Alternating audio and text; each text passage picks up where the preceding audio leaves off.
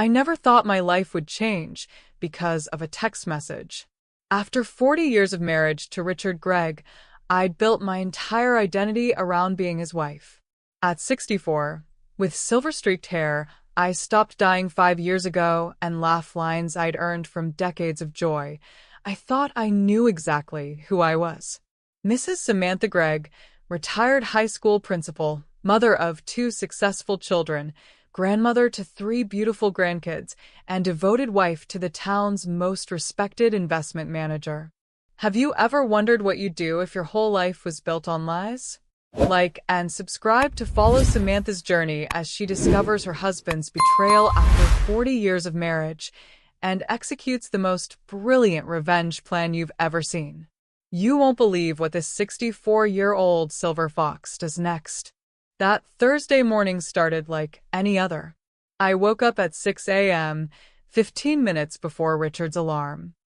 I'd always been an early riser, preferring those quiet moments when the world hadn't fully awakened. I padded to the kitchen in my blue terry cloth robe to prepare Richard's coffee, black with 1 sugar, and his favorite sourdough toast. Old habits die hard, even in retirement.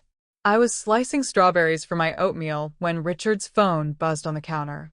I normally wouldn't look.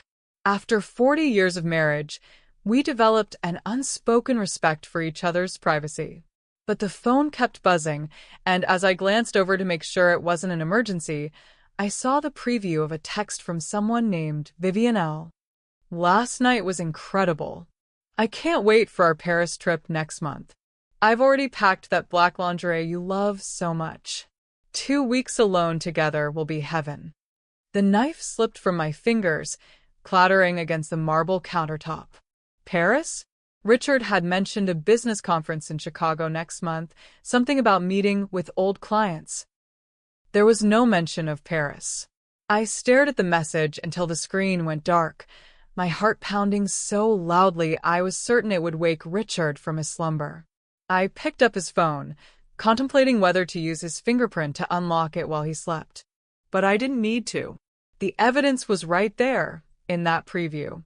After 40 years, I knew when something was wrong.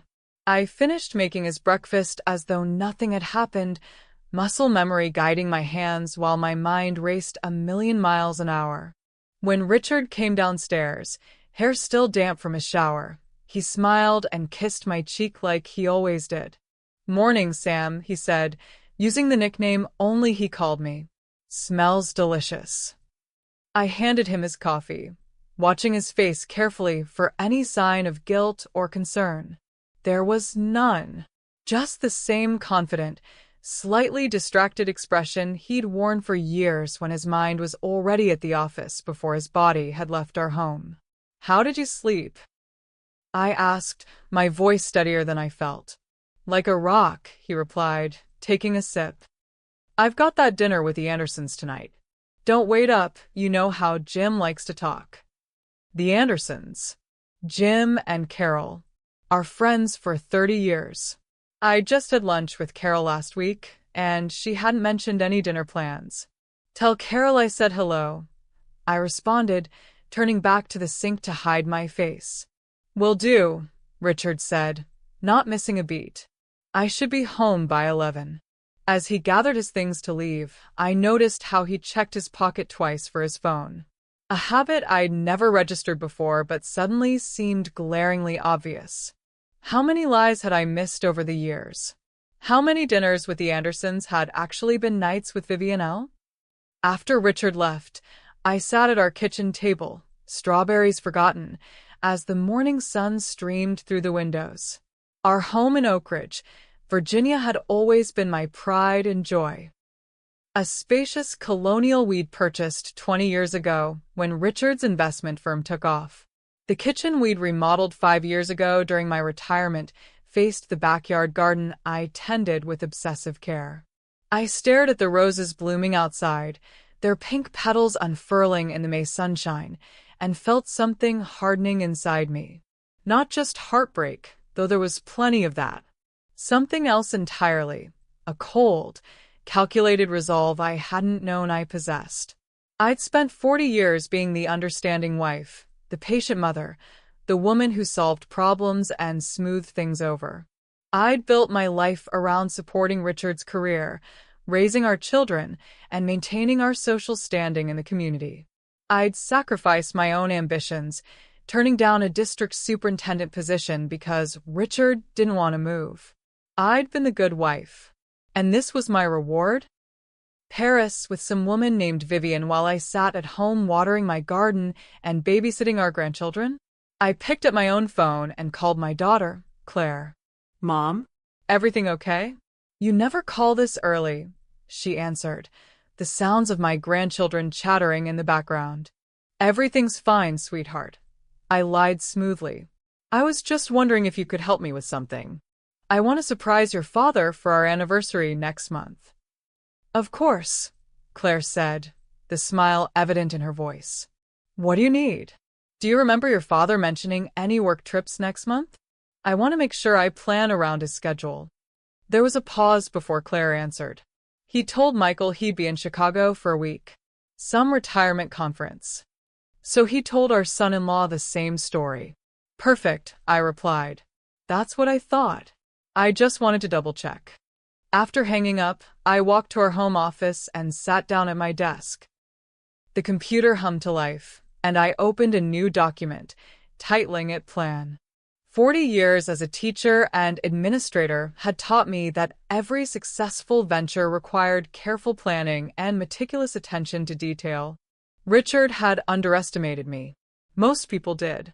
They saw a silver-haired grandmother who baked cookies and tended roses, not the woman who had run a high school of 2,000 students with an iron fist in a velvet glove.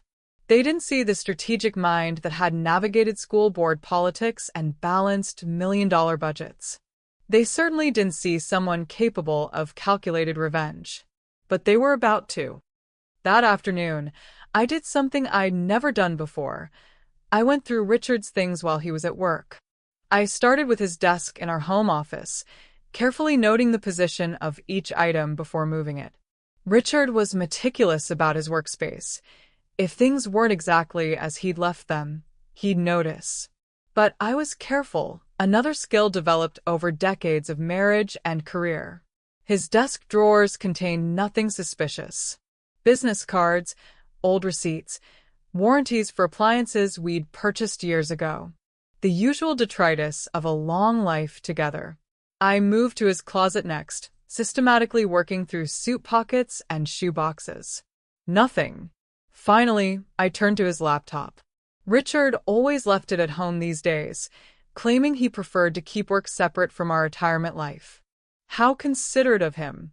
The password prompt glowed mockingly at me, but after trying a few variations of our anniversary date and grandchildren's birthdays, I was still locked out. I sat back in his leather chair, drumming my fingers against the armrest. If I were Richard, where would I hide evidence of an affair? The answer came to me suddenly. Richard had a safe deposit box at Virginia First National Bank. He'd opened it years ago to store important documents, our wills, property deeds, and stock certificates. I had access to it but hadn't visited in years. There was no reason to. Richard handled our finances, and I handled our home.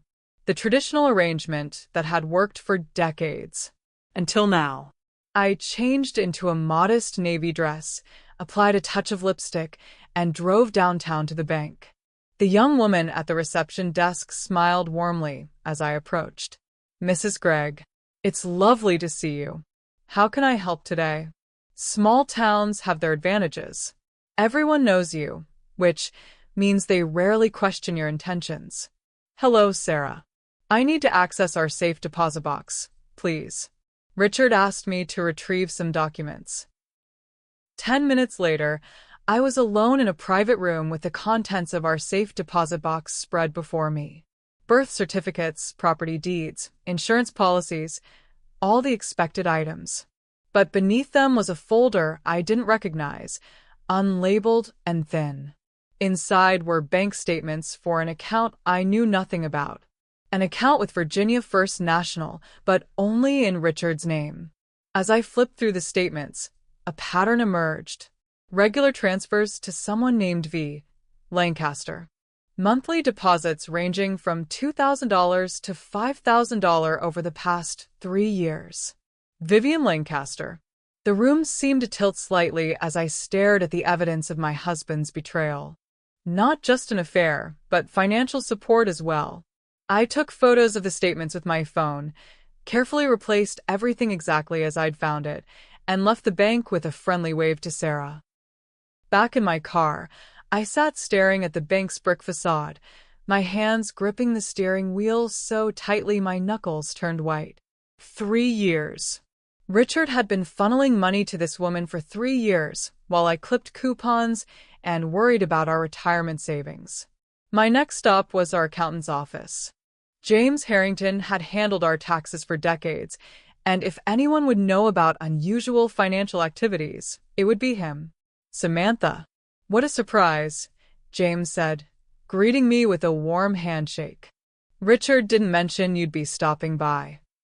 "Oh, this is just me being a worried wife," I said with a self-deprecating laugh. "With retirement, I've been thinking more about our financial future, and I realized I don't understand half of what Richard set up for us." James nodded sympathetically. "That's not uncommon.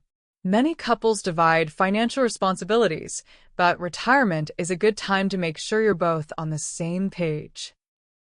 For the next hour, James walked me through our investment portfolio, retirement accounts, and tax strategies. Everything seemed in order until he mentioned a real estate investment. "And of course, there's the condo in Alexandria," he said, shuffling through some papers. I kept my expression neutral despite my confusion. "The condo, yes. Remind me of the details on that one." James glanced up, then back down at his papers. "Purchased 3 years ago. It's in a prime location, so the value has appreciated nicely. Richard has it set up as an LLC for tax purposes." "Smart," I murmured. "And the address?" If James thought the question odd, he didn't show it. He jotted down an address on a sticky note and handed it to me. "Property values in that area are booming." It was a solid investment. I left James's office with more pieces of the puzzle. A mystery bank account, regular payments to V. Lancaster, and a condo Richard had purchased without my knowledge. My final stop that day was the public library. I settled into a corner with a computer, safely anonymous among the afternoon crowd of students and retirees. I started with a simple search: Vivian Lancaster, Virginia. The results were immediate. Vivian Lancaster, 42, real estate agent with Lux Properties in Alexandria. Her profile photo showed a striking blonde with a confident smile, her company bio touting her as a specialist in luxury waterfront properties. 22 years younger than me. Young enough to be our daughter. I dug deeper, finding her social media accounts. A curated life of luxury homes, exotic vacations, and expensive restaurants filled my screen. And there, buried among professional photos of high-end properties, was a picture from 3 months ago. A sunset dinner on a balcony overlooking the Potomac River. The camera focused on the spectacular view, but reflected in the balcony's glass door was the unmistakable silhouette of Richard. The caption read, "Perfect evening with perfect company. #blessed #Miss Special Place." I closed the browser and sat back, my investigation complete. In a single day, I had uncovered a 3-year affair, a secret condo, and years of financial deceit. The pain was there, sharp and relentless, but something else was growing stronger with each discovery, my determination to not let this be the end of my story. Richard had spent 3 years crafting his double life. I would dismantle it piece by piece. On the drive home, I stopped at the grocery store and purchased the ingredients for Richard's favorite meal: beef Wellington, roasted potatoes, and chocolate souffle for dessert. I would serve it with the bottle of 1982 Bordeaux we'd been saving for a special occasion. Tonight, I would play the role of devoted wife one last time. and I would begin planning the most important project of my life, reclaiming my dignity, my financial security, and my future. By the time Richard returned home that night, at 11:15, not 11 o'clock as promised, I had already gone to bed. I pretended to be asleep as he showered and slipped beneath the covers, not trusting myself to maintain the facade of normalcy. The next morning, I served his coffee and toast with a smile that didn't reach my eyes, asking about the dinner with the Andersons as though I believed it had actually occurred. "Jim's thinking about buying a boat," Richard said, crafting his lie with impressive detail. "Carol thinks he's having a midlife crisis at 70. That sounds like them," I replied, turning away to refill my coffee cup and hide the disgust on my face. After Richard left for his golf game, another lie I now suspected, I sat down at my desk with a legal pad and began to organize my thoughts. If I was going to dismantle Richard's carefully constructed double life, I needed to be strategic. Step 1 was legal counsel. Not James Whitfield, the family attorney who had drafted our wills and handled our real estate transactions. Richard played golf with James twice a month. I needed someone with no connection to our social circle, someone whose loyalty would be exclusively to me. A quick internet search yielded several candidates, but one stood out: Loretta Payne, a divorce attorney whose website described her as specializing in high-net-worth divorces and uncovering hidden assets. Her office was in Richmond, an hour's drive away, far enough that news of my consultation wouldn't reach Oak Ridge's gossip mill. I called and scheduled an appointment for the following morning, then turned my attention to financial matters. Our joint checking account held enough for daily expenses, but the bulk of our money was in investment accounts Richard managed. I needed to establish my own financial identity before making any moves. That afternoon, I drove to a different branch of our bank in the next town over and opened a new account in my name only. I transferred $10,000 from our joint account, a significant sum, but not enough to immediately alert Richard. Then I applied for a credit card in my name alone, using my pension as proof of income. Back at home, I created a new email address that Richard wouldn't know about and began forwarding important documents there: tax returns I'd scanned from our files, photographs of the bank statements I'd found, screenshots of Vivian's social media posts, digital breadcrumbs of Richard's betrayal, safely stored where he couldn't delete them. By evening, I'd completed the preliminary work. Now came the harder part: maintaining normalcy while I built my case. Richard texted that he'd be late again, another dinner meeting. I replied with wifely understanding, all the while picturing him with Vivian, perhaps at the secret condo I now knew about. I slept poorly that night, decades of memories replaying in my mind. Our wedding day, Richard handsome in his rented tuxedo, the birth of our children, family vacations, and Christmas mornings. Richard's 40th birthday party, his 50th, his 60th. Had it all been a lie? Or had he simply changed, grown bored with our comfortable life and predictable routines? Did it even matter? Whether he'd been unfaithful for 3 years or 30, the result was the same. Our marriage was over. All that remained was to end it on my terms. The next morning, I dressed carefully for my appointment with Loretta Payne. A tailored gray suit I hadn't worn since my retirement, pearl earrings Richard had given me for our 30th anniversary, and my most comfortable heels. Armor for the battle ahead. Loretta's office was modern and minimalist, her handshake firm. At 50-something, with short silver hair and piercing blue eyes, she exuded competence and control. "Mrs. Gregg," she said, gesturing me to a chair across from her desk. "Tell me why you're here today." For the next hour, I laid out everything I'd discovered: the text message, the bank statements, the condo, Vivian Lancaster. I spoke without emotion, presenting the facts as though discussing a case study rather than my own marriage. When I finished, Loretta leaned back in her chair, regarding me thoughtfully. "You've done exceptional preliminary work, Mrs. Gregg. Most clients come to me in the midst of emotional crisis, without having gathered half the evidence you've already assembled. I was a high school principal for 20 years, I replied. I learned to investigate thoroughly before taking action. That experience will serve you well. She opened a folder and made some notes. Virginia is an equitable distribution state, which means marital assets are divided fairly, though not necessarily equally. The fact that your husband has been diverting marital funds to support his mistress and purchase property without your knowledge will be significant.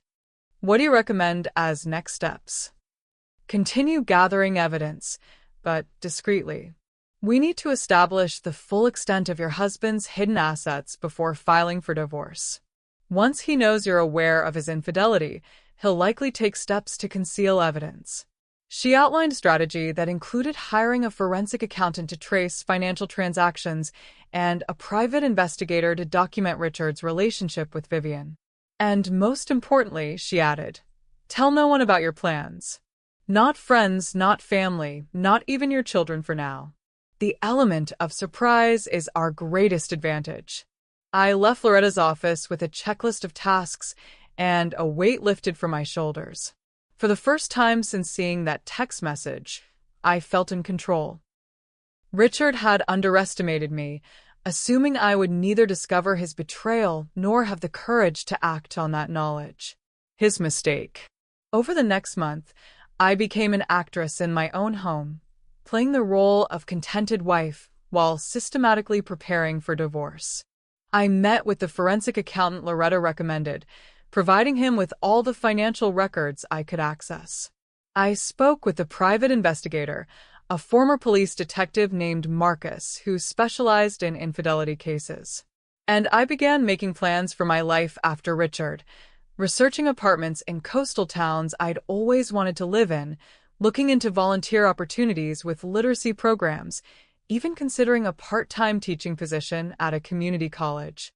Through it all, Richard remained oblivious, his attention divided between his work, his golf game, and I now knew, his mistress. If he noticed my distraction or the subtle changes in my behavior, he didn't mention them.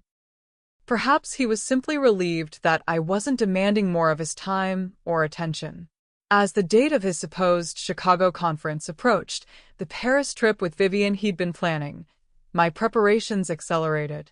The forensic accountant had uncovered offshore accounts and additional real estate holdings I'd never known about. The private investigator had documented multiple meetings between Richard and Vivian, including overnight stays at the Alexandria condo. I had all the evidence I needed, but evidence alone wasn't enough. Richard had stolen years of my life with his deception. He'd made me question every memory, every moment of what I'd thought was a good marriage.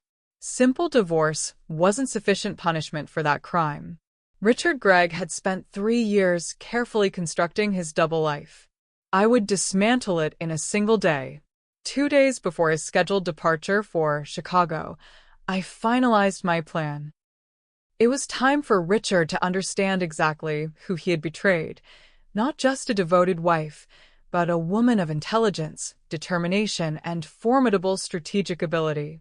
The Silver Fox, as my students had nicknamed me years ago, was about to show her teeth. The day before Richard was set to leave for his Paris rendezvous with Vivian, still maintaining the fiction of a Chicago business trip, I put the first phase of my plan into action. "Darling," I said over breakfast, keeping my voice light and affectionate, "I've been thinking about your trip tomorrow." Richard looked up from his newspaper, wariness flashing briefly in his eyes. "What about it? It's been ages since I've been to Chicago. Why don't I come with you? I could shop on Michigan Avenue while you're in meetings, and we could have dinner together in the evenings." The color drained from Richard's face. That's not a good idea, Sam. The schedule is packed. Meetings from morning until night, business dinners. You'd be bored. I smiled, letting him think his lie was working. "You're probably right. It was just a thought." Relief washed over his features. "Next time I'll plan a proper trip for both of us. Maybe to that vineyard in Napa you've been wanting to visit." I'd like that, I replied, standing to clear our plates. Another lie to add to the collection. Once Richard left for work, I called my friend Helen, whose husband Gerald served on the library board with Richard. Helen, I need a favor, I said when she answered. Could you mention to Gerald that I'm visiting my sister in Florida while Richard is at his conference? I don't want Richard to worry about me being alone, but I also don't want him to cut his trip short if he thinks I'm under the weather. Of course, Helen replied, always willing to help. Is everything okay with you too? Everything's fine, I assured her, the lie now practiced and smooth. I just want him to focus on his meetings without worrying about me. Next, I called Claire and our son, David, telling them the same story about visiting my sister. The foundation of my alibi firmly established, I packed a small suitcase and placed it in the trunk of my car. Not for Florida, but for a far more important destination. That evening, I prepared Richard's favorite dinner again, a ritual farewell before his business trip. As we ate, I kept the conversation focused on safe topics, our grandchildren's latest achievements, the garden club's upcoming flower show, the new restaurant opening downtown. Normal topics for a normal couple. After dinner, Richard retreated to his study to prepare for tomorrow's meetings, and I took the opportunity to slip his travel itinerary from his briefcase. As expected, it confirmed a flight to Paris Charles de Gaulle, not Chicago O'Hare, departing at 3:45 p.m. the following day. I replaced it carefully and went upstairs to pack Richard's suitcase, another wifely duty I'd performed for decades. Into the suitcase went his usual business attire, suits, ties, dress shirts, and toiletries. Items appropriate for a business conference in Chicago, not a romantic getaway in Paris. Let him explain to Vivian why he didn't have the right clothes for their vacation. That night, I lay awake beside Richard, listening to his steady breathing and contemplating the enormity of what I was about to do. 40 years of marriage, ending not with a whimper, but with a calculated strike. Was I really capable of such ruthlessness? Then I remembered the text message, the secret bank accounts, the condo, the thousands of dollars Richard had diverted to his mistress while I carefully budgeted our retirement funds. I remembered the lies, small and large, that had accumulated over 3 years. And I knew not only that I was capable of what I planned, but that I owed it to myself to follow through. Morning came, and with it, Richard's departure. He kissed me goodbye, promised to call when he landed in Chicago, and left with his carry-on and briefcase, blissfully unaware that his carefully constructed dual life was hours away from imploding. As soon as his car disappeared down our tree-lined street, I sprang into action. I changed into black slacks and a simple blouse, transferred my pre-packed suitcase to the front seat of my car, and headed for Alexandria. The drive took less than 2 hours, and by noon, I was parked across the street from the condo building I'd identified from property records and the private investigators' reports. A modern glass and steel structure overlooking the Potomac, it exuded exactly the type of luxurious exclusivity Richard had always claimed was wasteful. I waited, watching residents come and go, until I spotted her, Vivian Lancaster, emerging from a silver Mercedes wearing designer sunglasses and carrying shopping bags from high-end boutiques.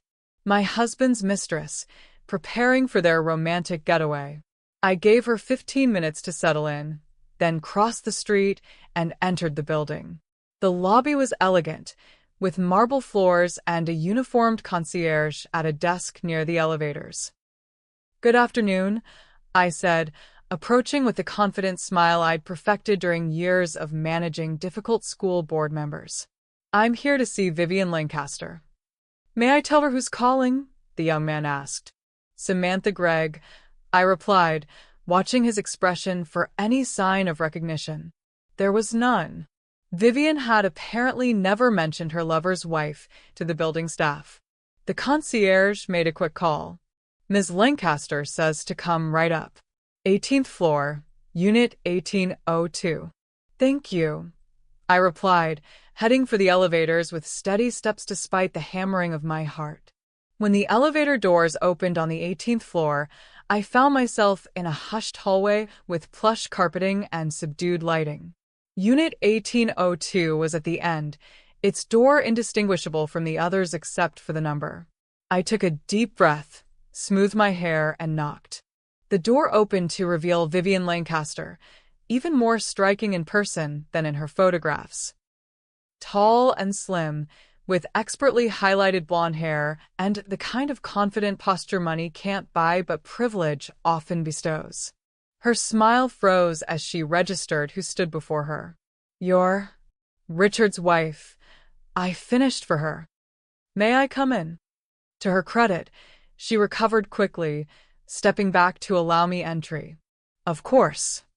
The condo was exactly what I'd expected. Open concept with floor-to-ceiling windows overlooking the river, modern furnishings in neutral tones, and tasteful art on the walls. The kind of space featured in architectural magazines, beautiful but impersonal. "I should apologize for arriving unannounced," I said, taking a seat on the white leather sofa without waiting for an invitation. "But I thought it was time we met." Vivian remained standing, her composure visibly shaken. "How did you find this place?" "The same way I found out about you, the offshore accounts, and the Paris trip," I replied calmly. "I investigated." She sank into the chair opposite me, her expression a mixture of fear and calculation. "What do you want?" "Money." The question, so revealing of her character, almost made me laugh. No, Vivian. "I don't want your money. Or rather, I don't want the money my husband has been giving you from our joint assets." "Richard and I love each other," she said, lifting her chin in defiance. "We didn't plan for this to happen, but—" "Please," I interrupted, holding up a hand.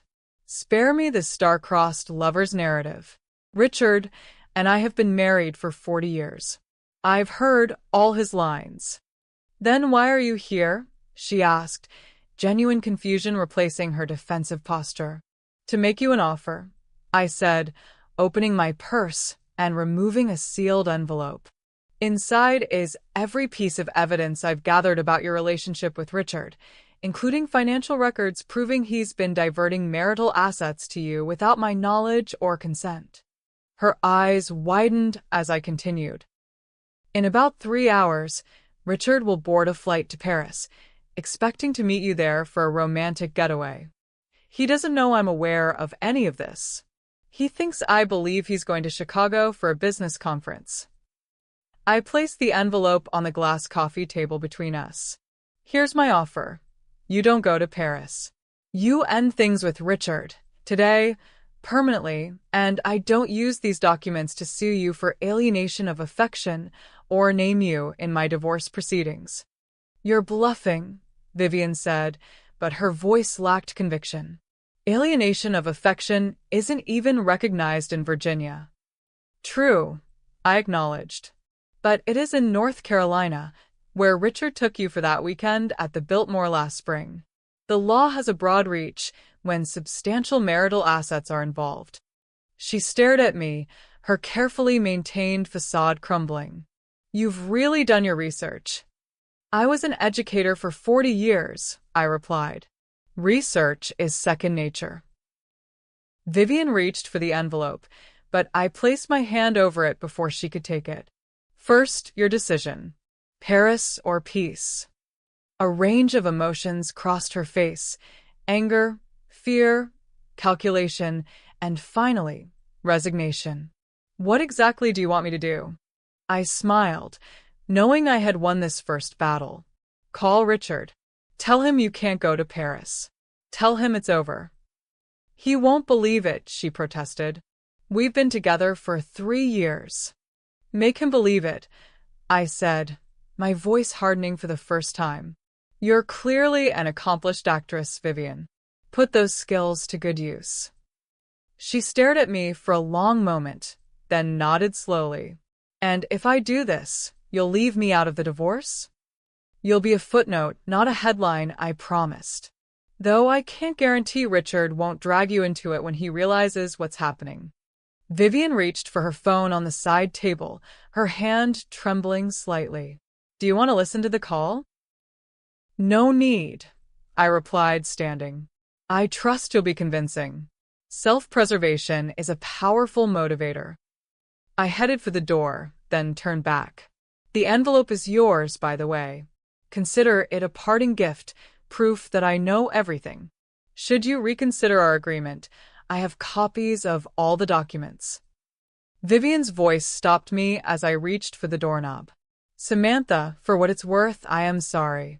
I looked back at her, this younger woman who had participated in the dismantling of my marriage.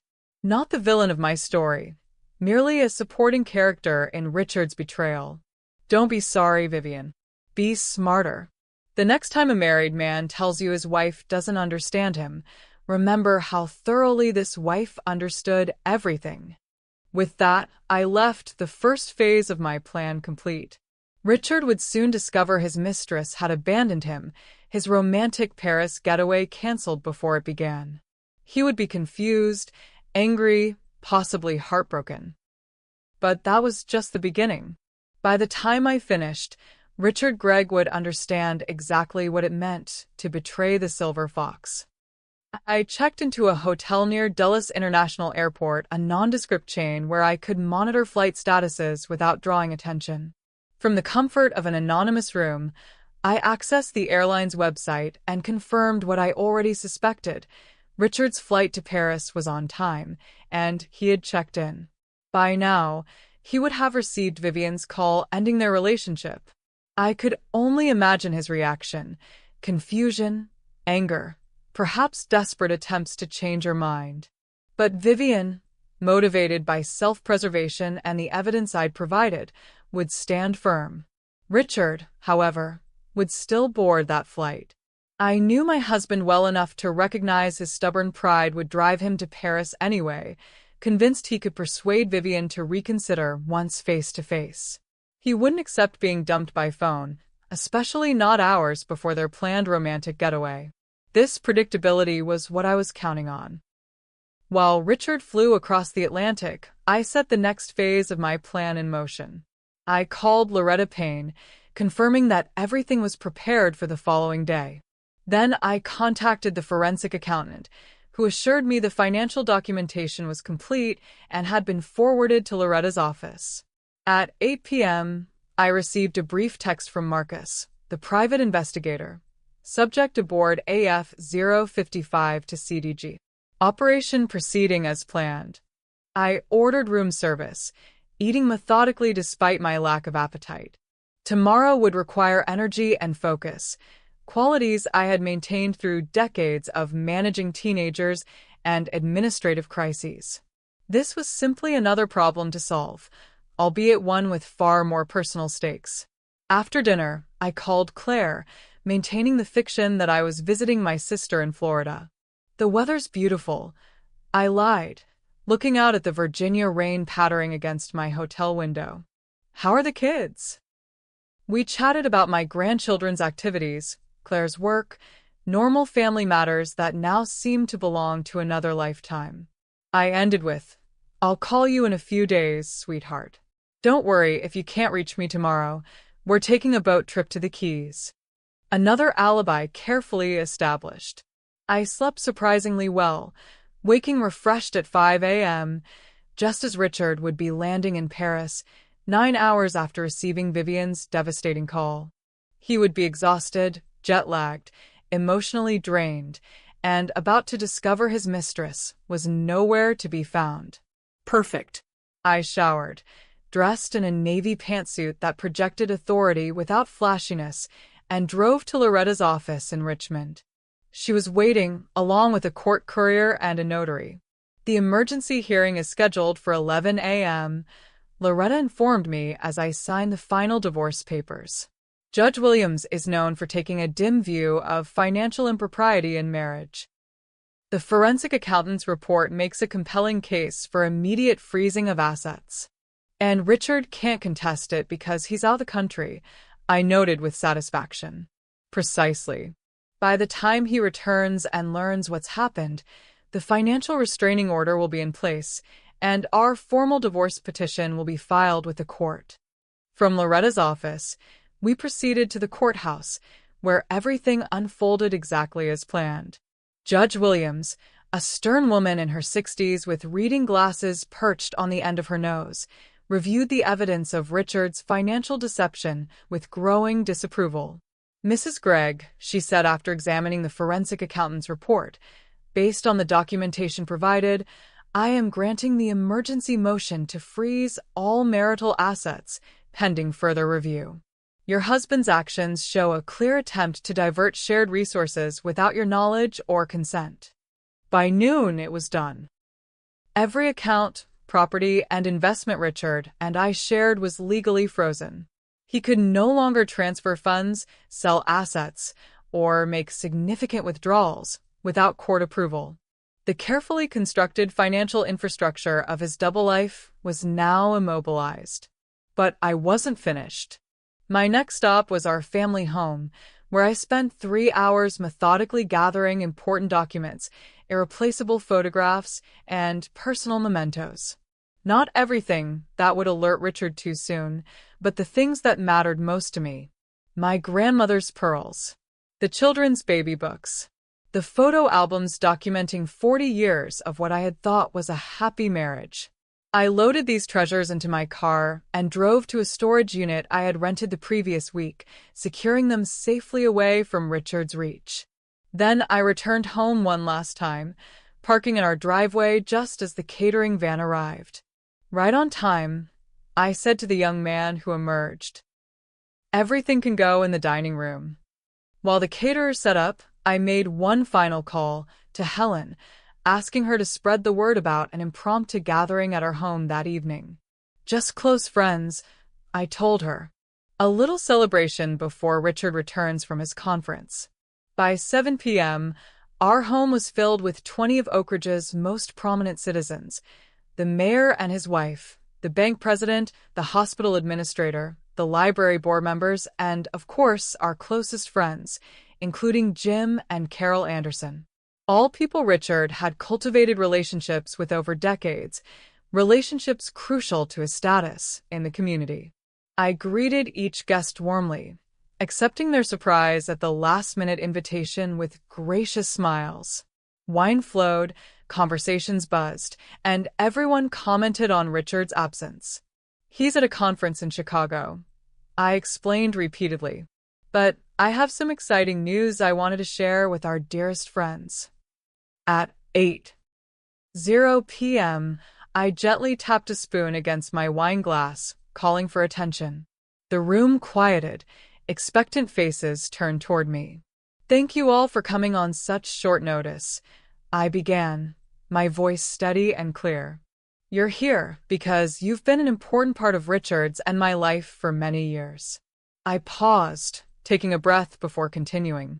"Which is why I wanted you to hear this from me directly. This morning, I filed for divorce from Richard after discovering he's been having an affair for the past 3 years." Gasps rippled through the room. Carol Anderson's hand flew to her mouth, while Jim shifted uncomfortably beside her. "I've also learned that Richard has been diverting our retirement funds to support this relationship and purchase property without my knowledge." I maintained eye contact with each shocked face as I continued. "He isn't in Chicago right now. He's in Paris, where he flew to meet his mistress. Though I believe that particular rendezvous may not be going as planned." The silence was absolute, broken only when Mayor Thompson awkwardly cleared his throat. "I'm not sharing this to ask for sympathy," I assured them, my voice softening. "Rather, I wanted those who have been our friends to hear the truth from me before rumors begin. Richard and I are ending our marriage, but I hope my relationships with each of you will continue." I raised my glass in a toast. To honesty, to new beginnings, and to the power of friendship during difficult times. After a moment of stunned silence, Helen stepped forward and raised her glass. "To Samantha," she said firmly, "the strongest woman I know." Others followed suit, murmuring support and shock in equal measure. For the next hour, I moved through the gathering with calm dignity, accepting condolences and fielding questions with just enough detail to satisfy curiosity without descending into bitterness. By the time the last guest departed, Richard's carefully cultivated social standing lay in ruins. By morning, everyone in Oak Ridge would know of his betrayal, his financial deception, and his humiliation. It was nearly midnight when I finally left our home, no longer ours, but mine by legal right until the divorce was finalized. I drove to a small apartment I had rented the previous week, located in a quiet complex on the other side of town. As I settled into the unfamiliar space, my phone rang. Richard's name flashed on the screen. After 3 days of silence since his departure, he was finally calling, no doubt from Paris, having discovered both Vivian's absence and his inability to access his bank accounts. I let it ring until voicemail picked up. A minute later, a text appeared. "What have you done? Call me immediately." I smiled at the phone but didn't respond. Let him wonder. Let him worry. Let him experience even a fraction of the uncertainty I'd felt upon discovering his betrayal. 3 more calls came through in rapid succession, followed by increasingly frantic texts. "Sam, answer the phone. The bank says our accounts are frozen. What's going on? This isn't funny. Call me now." Finally, I texted back a single sentence. "Ask Vivian Lancaster. Or perhaps your lawyer would be more helpful at this point."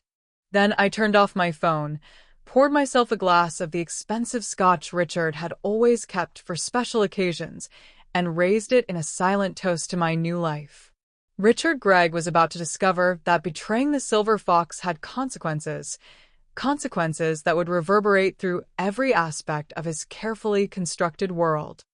Richard returned from Paris 2 days later, walking into a reality utterly transformed from the one he'd left behind. I wasn't there to witness his homecoming, of course.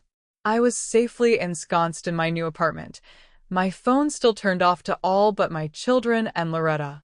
But I didn't need to see Richard's face to know exactly what awaited him.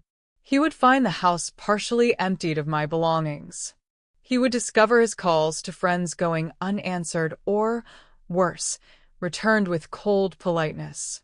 He would learn from his banker that not only were our joint accounts frozen, but his attempt to access his private, offshore funds had triggered an automatic notification to the IRS about previously undisclosed assets. And most devastatingly, he would receive the formal divorce papers, delivered by courier to our home address the afternoon of his return. Loretta called me the following morning. "He's hired Bradford Wilson," she informed me, naming one of Richmond's most aggressive divorce attorneys. "They've filed an emergency motion to release the frozen assets." "As expected," I replied calmly. "How does it look?" "Weak," Loretta said with professional satisfaction. "Judge Williams has scheduled a hearing for next week, but given the forensic accountant's documentation of fund diversion to Ms. Lancaster, Richard doesn't have much ground to stand on. And the house. The temporary occupancy order stands. He needs to vacate within 72 hours. The court recognizes it as your primary residence, especially given your decades as the homemaker in the marriage." I smiled at the irony. Richard had always insisted I maintain our home rather than pursue advancement in my career, claiming it was best for our family. Now, that same role protected my right to the house we'd shared. Later that day, Claire called, her voice tight with confusion and hurt. "Mom, Dad called me.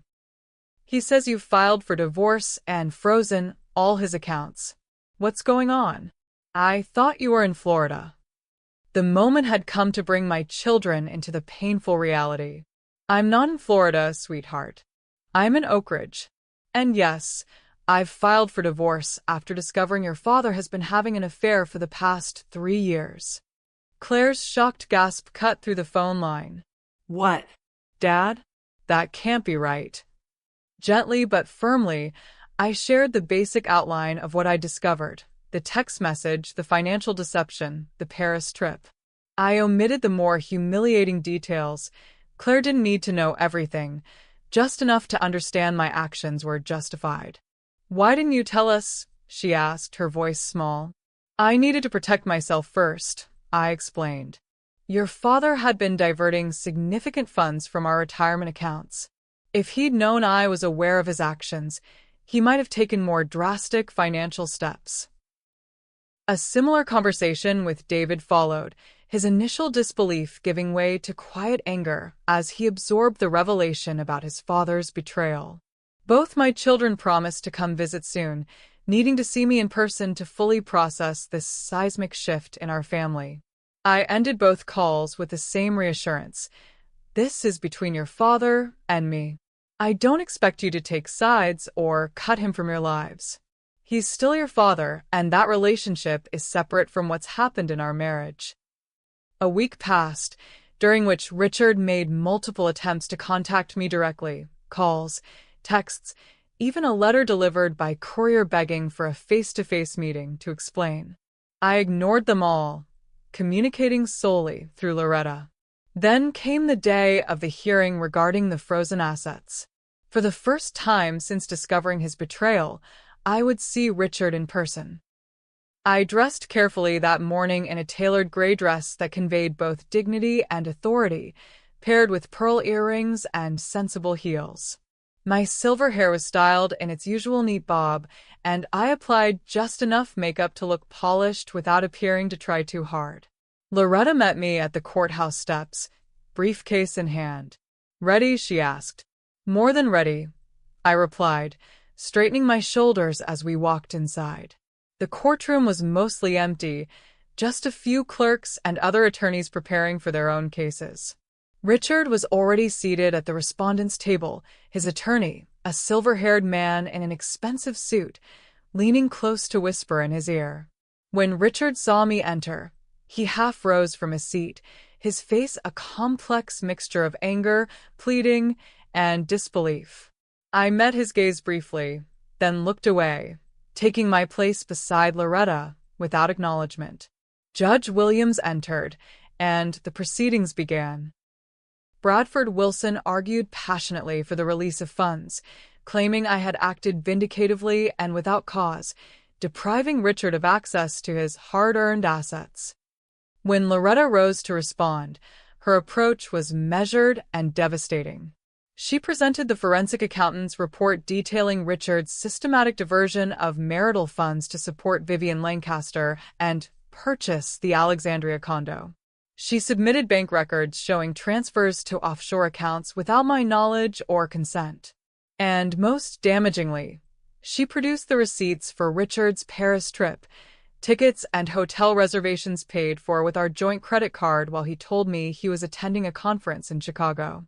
Throughout Loretta's presentation, I kept my gaze fixed on Judge Williams, refusing to give Richard the satisfaction of my attention. But I could feel his eyes on me, could sense his growing realization that I had outmaneuvered him completely. Judge Williams's ruling was decisive. The emergency motion to release frozen assets is denied. Given the evidence of Mr. Gregg's misuse of marital funds and deliberate financial deception, the court finds that maintaining the freeze is necessary to protect Mrs. Gregg's interests until a final property settlement can be negotiated. She fixed Richard with a stern look over her reading glasses. "Mr. Gregg, the court takes a very dim view of spouses who divert marital assets without disclosure or consent. I strongly suggest you consider a fair and generous settlement offer rather than prolonging these proceedings." As we gathered our papers to leave, Richard approached, ignoring Loretta's warning hand. "Sam," he said, his voice low and urgent. "We need to talk. This has gone far enough." I looked at him, really looked at him for the first time. The man I had loved for 40 years, the father of my children, the partner in what I had believed was a good life. Now a stranger revealed as a liar and a cheat. "No, Richard," he replied calmly. "This hasn't gone nearly far enough, but it will."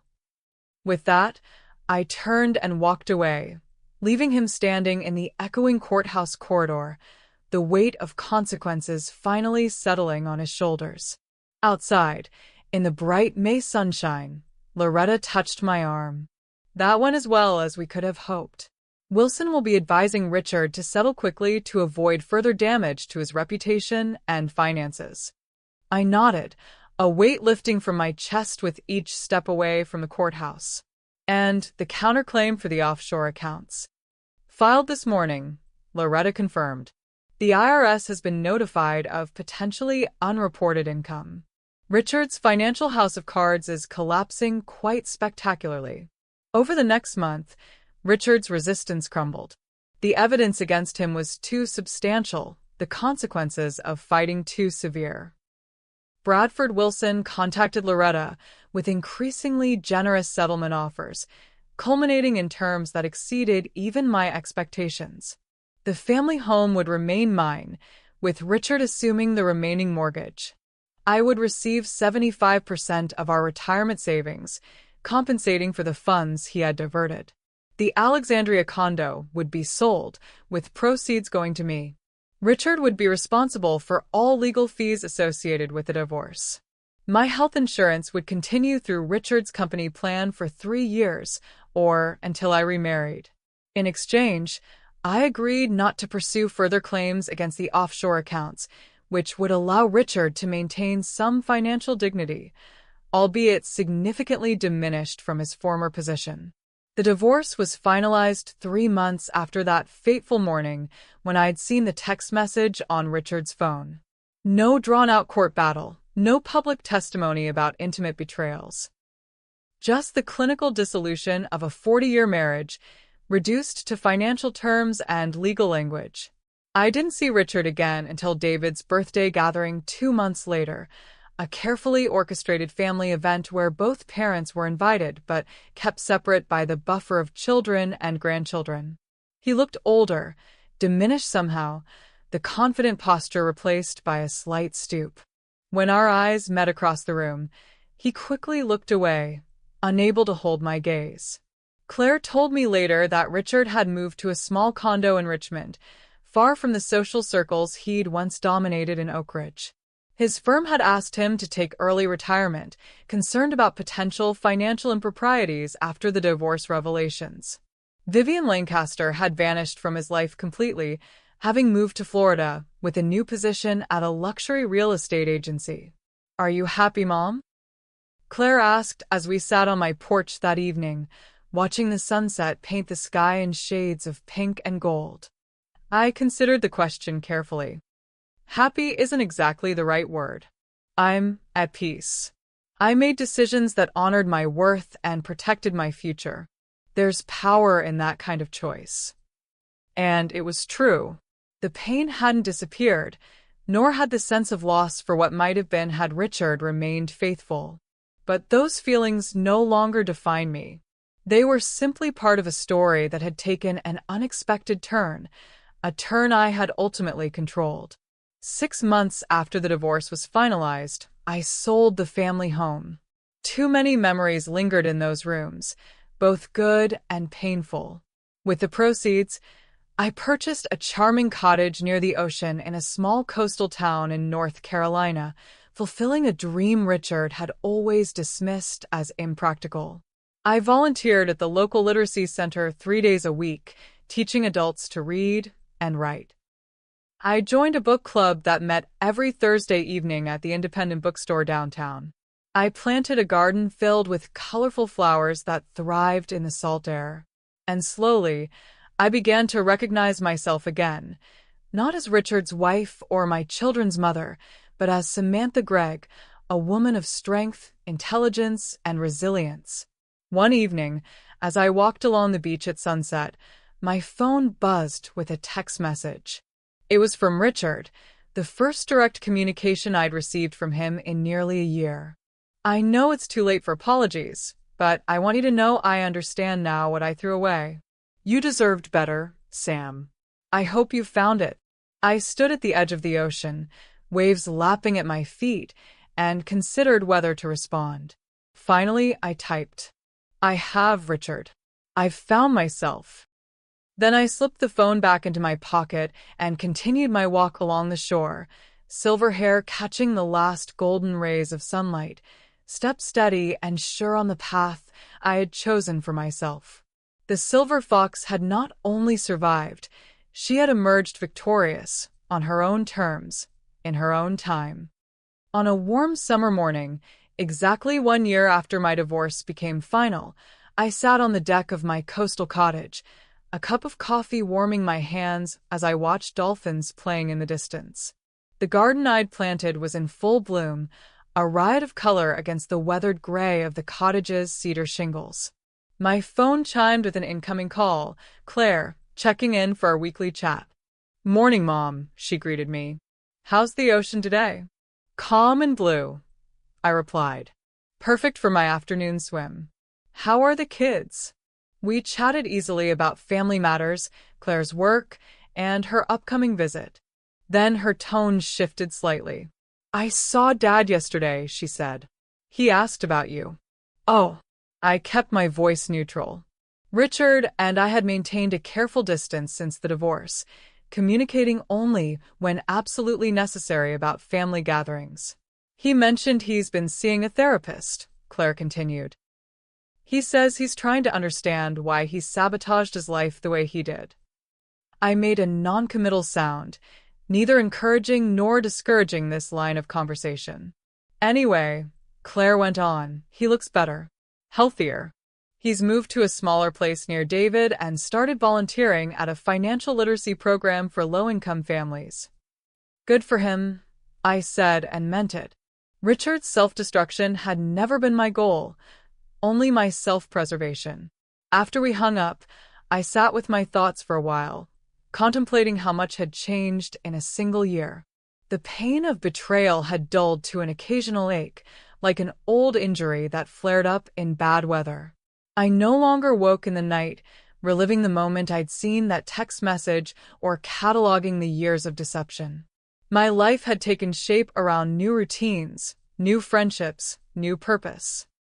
The literacy center where I volunteered had asked me to develop a full curriculum for their adult education program, recognizing my decades of educational experience.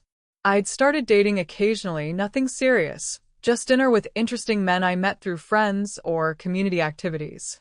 Most importantly, I'd reclaimed my sense of self-worth. The woman who had once defined herself primarily as Richard Gregg's wife now stood firmly on her own foundation. Later that afternoon, as I walked along the beach, I spotted a familiar figure in the distance. Helen, my friend from Oak Ridge, waved enthusiastically as she approached, weekend bags in hand. "Surprise," she called. "I decided to take you up on that open invitation." I hugged her warmly. Helen had been my most steadfast supporter throughout the divorce, the friend who had raised her glass in toast to my strength when I announced my marriage's end. "Perfect timing," I told her as we walked back to the cottage. "I'm hosting a small dinner party tonight. Several friends from town, including that retired literature professor I mentioned." Helen raised an eyebrow, a mischievous smile playing on her lips. "The one who quotes poetry and makes you laugh? Well, now I'm doubly glad I came. I need to vet this gentleman properly." I laughed, linking my arm through hers. "There's nothing to vet. We're just friends.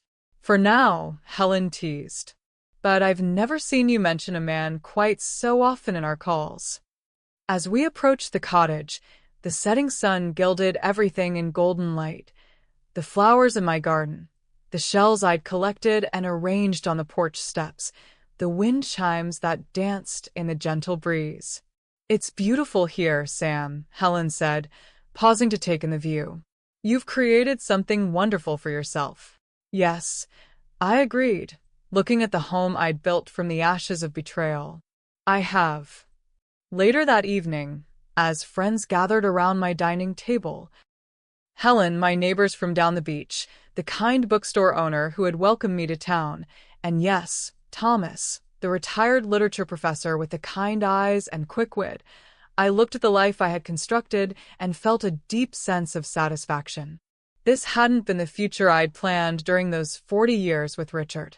It was better, Harder one, perhaps, but utterly my own. When Thomas raised his glass in a toast, his eyes meeting mine with warmth and possibility, I raised mine in return. To new beginnings, he offered, and to the wisdom that comes with silver, I added, running a hand through my silver hair, the trademark that had earned me my nickname all those years ago.